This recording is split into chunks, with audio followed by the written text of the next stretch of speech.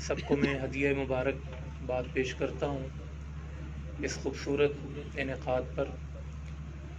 اور بھائی صاحب ہمارے کچی میمن سوسائٹی میں منتقل بھی ہوئے اپنے برادران سمیت، سب کے لیے میں دعا کرتا ہوں کہ اللہ پاک ان کے کاشانوں پر اپنی رحمتیں اور برکتیں نازل فرمائے، اور ہمیشہ دین و دنیا کی نعمتیں بھلائیاں اسی طرح اللہ پاک انہیں نصیب فرمائے۔ ہمارے اسٹیج پر موجود جتنے معزز افراد ہیں، علامہ قاری یوسف صاحب ہیں، شاہ نواز مدنی صاحب ہیں، قبلہ امام صاحب ہیں، ہمارے برادر ہیں، سب کے لیے میں دعا گو ہوں کہ اللہ پاک سب کا فیضان جاری و ساری فرمائے۔ بہت ہی مختصر سے وقت میں شکر کے حوالے سے میں چند باتیں عرض کروں گا۔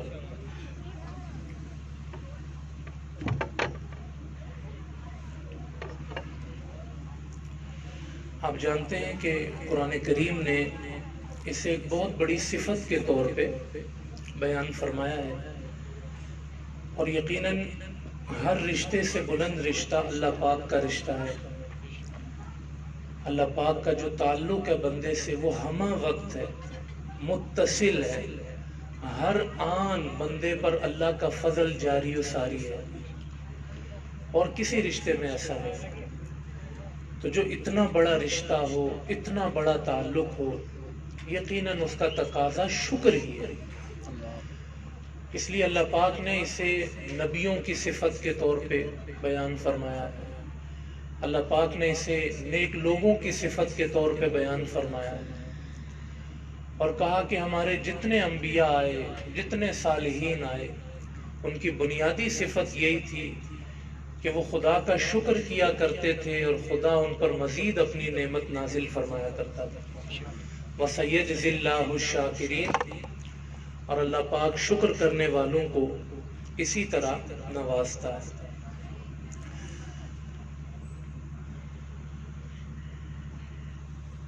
حضرت تشریف لائیں۔ معذرت، السلام علیکم۔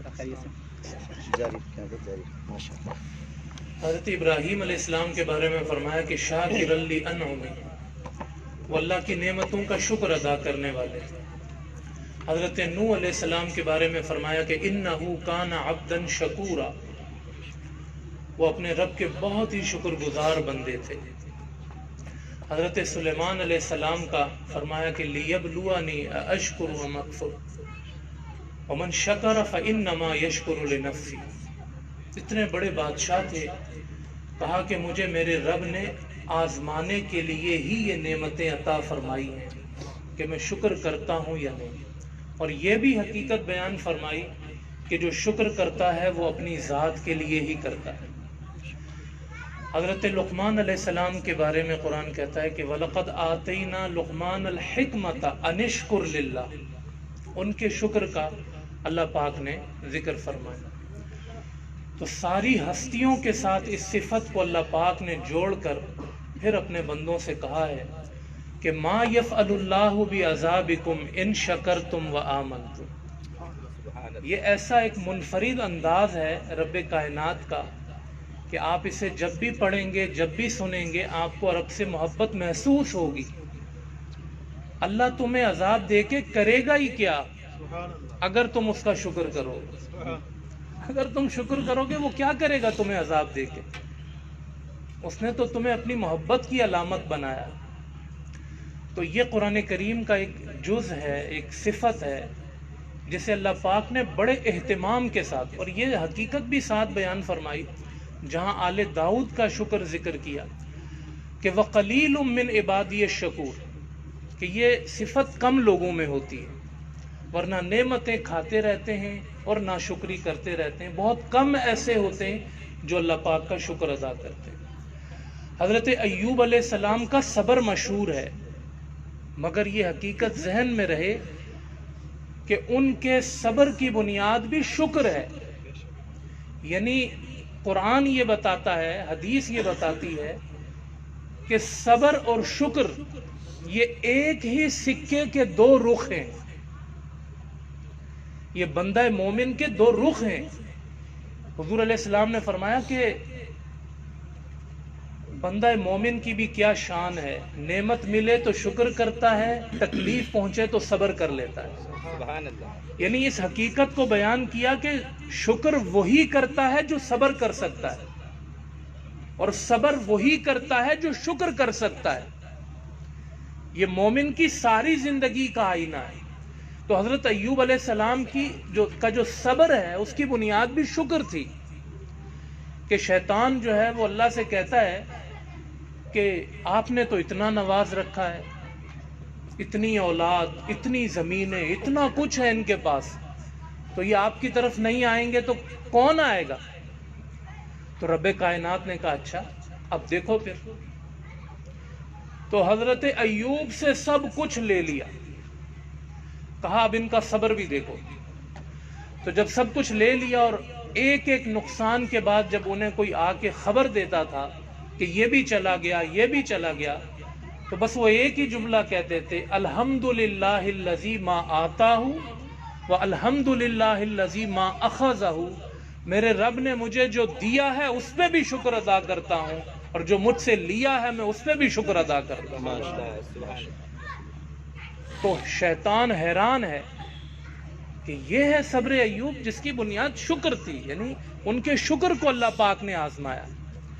تو یہ ہمیں بتایا گیا کہ ایک ہی سکے کے دو رخ ہیں. یہ اپنی زندگی کا جو اعتدال ہے آپ کا، آپ کے ساتھ کوئی بھی سچویشن پیش آ سکتی ہے، آپ نے کس طرح اپنے رب کی بارگاہ میں تکلیف میں بھی وہی در ہے، آسانی میں بھی وہی در ہے، در اسی کا ہے. یہی نبیوں کا راستہ ہے، یہی ولیوں کا راستہ ہے. اور قرآن کریم تو اس انداز میں بیان کرتا ہے، ہواؤں کا چلنا، بارشوں کا آنا، برسنا، گندم کا اگنا، پھلوں کا آنا. یعنی ایسا قرآن نے محسوس کرایا ہے کہ بندے زمین کے نیچے سے لے کے زمین کے اوپر تک، اور پھر زمین کے اوپر سے لے کے ہواؤں اور فضاؤں تک، پھر ہواؤں اور فضاؤں سے لے کے بادلوں تک، پھر بادلوں سے لے کے سورج تک، تو جہاں تک دیکھے گا میں نے سب کچھ تیری خدمت پہ لگایا ہوا، سب تیرے انتظام میں ہے، سب تیرے انصرام میں ہے. اے بندے کیا تو میری طرف پہنچا ہے؟ میری عبادت کے لیے تیرا وقت نکلا ہے؟ کیا تو اپنے آپ کو بندگی کے مقام پہ لا سکا ہے، شکر کے مقام پہ لا سکا ہے؟ میں نے تو سب کچھ تیرے لیے ہی کیا ہے، سب کچھ تیری خدمت میں لگایا ہوا ہے. تو ایک بہت بڑا تقاضا بندہ مومن سے شکر کا ہے، جسے اتنے اہتمام کے ساتھ اور اتنے ترغیبی انداز میں اللہ پاک نے قرآن کریم میں بیان فرما دیا. اور آخر میں بس ایک واقعہ میرے ذہن میں آیا. ہمارے ایک دوست نے بتایا کہ اسے میں ذکر کرتا رہتا ہوں شکر کے باب میں. کہا کہ وہ چھوٹا سا بچہ تھا تو اس کی کمر کا آپریشن ہوا. تو کمر کے آپریشن میں وہ تو ہو گیا، مگر ایک نس اس کی ایسی دب گئی، جو نس بندہ انسان کو الارم کرتی ہے کہ آپ کو واش روم جانا ہے. ایک احساس ہوتا ہے نا کہ آپ کو واش روم جانا ہے. وہ نس دب گئی یا کٹ گئی، بہرحال وہ چھوٹا بچہ تھا تو پتہ نہیں چلا. ظاہر بچہ تو پیمپر ہی کرتا ہے. پھر جب وہ بچہ بڑا ہو گیا تو پھر جا کے احساس ہوا. تو کہا کہ 18 سال اس کی عمر ہو گئی ہے، وہ حافظ قرآن بھی ہے، مگر اب بھی پیمپر باندھتا ہے، کیونکہ اس کو پتہ نہیں چلتا کہ کب واش روم جانا. یہ سن کر پہلی دفعہ احساس ہوا کہ اتنی اگر انسان کے پاس نعمت ہے نا کہ اسے یہ پتہ چل جاتا ہے مجھے واش روم جانا ہے، اس سے بڑی تو کوئی نعمت ہی نہیں ہے کائنات. یعنی ایک ایک نس کیسے انسان کے اندر میں کیسے کام کر رہی ہے، اور کیسے بندہ اللہ کی بارگاہ میں حاضر ہو اس کے تشکر کے لیے، اس کے شکرانے کے لیے. تو اسی لیے آل داؤد کا شکر یہی تھا کہ کہا یا اللہ میں تیرا شکر کروں تو زبان سے ہی کروں گا نا، تو زبان بھی تو تیری ہے. کہا میرے داؤد اگر تو نے یہ پہچان لیا ہے کہ میرے شکر کا حق ادا نہیں کر سکتا تو سمجھ تو نے میرا شکر ادا کر لیا. یہ احساس تو پیدا ہو گیا نا تجھ میں ये एहसास तो हो गया कि मेरी बेबसी है, वही खालिक है, वही मालिक है, तो मेरे दर तक आया, मेरे दर पे पहुंचा, यही तेरा शुक्र है। और इसी शुक्र का मैं कुरान में हुक्म देता हूँ कि मेरे दाऊद की तरह शुक्र किया करो। अल्लाह पाक से दुआ है कि वो हम सबको नेमतों का एहसास, बड़ी चीज़ है, एहसास होता है तो फिर तशक्कुर पैदा होता है। अल्लाह पाक उसका एहसास, उसका तशक्कुर हर मौके पे हमें नसीब फरमाए, और अल्लाह पाक हर लम्हे अपनी बंदगी में हमें रखे। वमा अलैना इल्लल बलाग। उलमाए किराम जो अभी तशरीफ़ लाए, अल्लामा अमजद साहब, इनको भी हम खुश आमदीद कहते हैं। हमारे मेहरबान साथी उमर फ़ारूक साहब, इन्हें भी खुश आमदीद कहते हैं। अल्लाह पाक इनके फैज़ान को भी जारी व सारी फरमाए। मुझे 15 मिनट का कहा था, तो मेरा शायद वक्त कुछ ज़्यादा हो गया, तो माज़रत चाहता हूँ। तो